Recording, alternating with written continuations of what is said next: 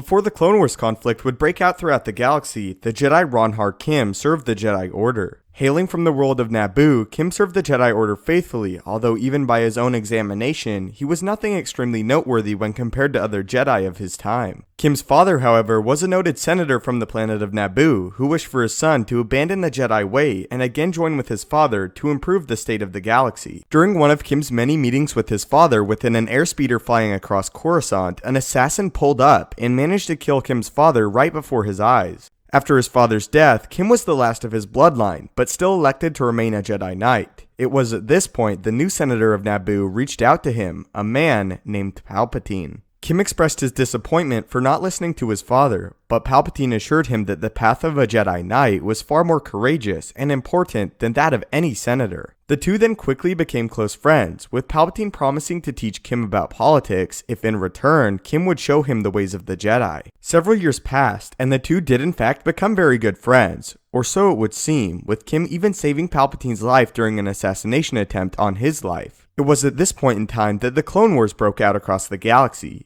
After the war waged on for several years, Kim learned that the Jedi Council believed that there was a second Sith Lord behind the war itself. Although Kim was not a part of the Jedi Council, he did hear trickle-down information, and also heard that the Council believed that this second Sith had ties and power within the Republic. After learning of this himself, Kim's apprentice, whose name was Tap Pal, devised a plan with his master to test the blood of all the members of the Senate, as to assure the Sith Lord was not a part of the Senate. This plan would allow the Jedi to at least remove the members of the Galactic Senate as supposed suspects in this Sith Lord. Kim's apprentice believed that any Sith Lord powerful enough to have Dooku as an apprentice had to have a substantial midichlorian count, and based on evidence that this second Sith behind the war had insider knowledge, he was confident that he was hidden somewhere among the ranks of the Senate. Kim loved his apprentice's plan and believed it made perfect sense. Before presenting it to the Jedi Council, however, he wished to share this plan with his friend Palpatine, as to see how the Senate may react to such a request on behalf of the Jedi. Secretly, Palpatine, Kim, and his apprentice met to discuss Pal's plan to expose the second Sith Lord. After hearing the plan, Palpatine explained he believed the Senate would not be willing to give blood, as the evidence did not warrant such an extreme action. Palpatine also told Kim it would appear as a violation of trust between the Jedi and the Senate, who were supposed to be working together to end the conflict, not pointing fingers at one another. Palpatine asked his friend to err on the side of caution as they walked a slippery slope with the members of the Senate. He then requested the Jedi hold off informing the Council for at least a few days so that they could discuss what this would mean in greater detail. Kim agreed to wait and think on the plan, as their next mission was a relatively simple protection mission fighting pirates on the planet of Merson. When Kim and his apprentice arrived at their mission, they discovered the Separatist forces were 5 times more than anticipated, making them hugely outnumbered. While Pal stayed in the atmosphere of the planet, Kim ventured below to see what he could do. Immediately upon landing, Kim and his clone squad were utterly overwhelmed by battle droids, as much of Kim's troops instantly fell to blaster fire.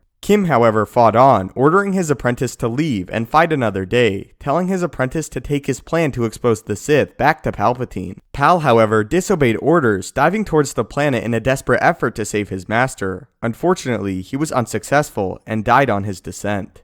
Kim now was left alone, taking heavy fire and being hit multiple times by the overwhelming number of battle droids. Over his comm, Kim heard his clone commander ask for orders, to which Kim only responded, "Die well." A final time, Kim charged into battle, being critically shot by blaster bolts and falling to the ground. In his final moments, Kim had the revelation the mysterious second Sith Lord had somehow learnt of the plan to expose him, and sent a large separatist force to kill him and his apprentice. Kim was then killed, taking a direct blaster bolt to the head. Later, as the Jedi mourned the loss of Pal and Kim, Palpatine openly talked about his supposed friendship with Kim, using his death to get the Jedi to push forward with the war. In secret, it was revealed Palpatine had ordered Dooku to destroy Kim on his mission to Merson, leaving no survivors. So that is how one Jedi Master and Jedi Padawan nearly exposed Palpatine as a Sith Lord by devising a plan to take blood from the members of the Senate. So what is your opinion on this, and what do you think the repercussions may have been if they discovered Palpatine was powerful with the Force? Also, had you ever heard of Palpatine's old Jedi friend Ronhar Kim before this video, and his tragic death?